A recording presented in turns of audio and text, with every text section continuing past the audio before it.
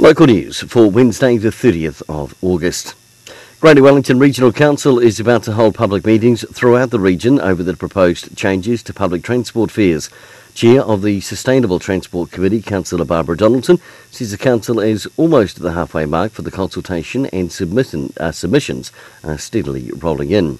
She says we're 2 weeks in and already the council has received 120 submissions from the public, with the meeting for the Wairarapa set down for 7:30pm Monday the 11th of September at the Calatin Event Centre. A solution to New Zealand's freshwater emergency, WWF New Zealand Conservation Innovation Award winners, the Riverwatch Water Sensor team, is heading towards commercial production.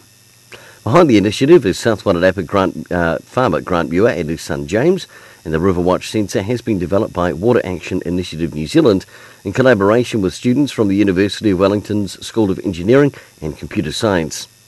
And in sports, Master and Maris player Fawina Wilson has been away with the New Zealand Maris Colts, capping off an unbeaten tour of Hamilton, Rotorua and Tauranga with a 51-15 win in Hamilton last Saturday. Big day Saturday this weekend for two age grade sides. Wairarapa Bush under-14s and under-18s are both at home. They'll play at 11 o'clock on Memorial Parks 1 and 2. For local news and sport, I'm Brent Gare.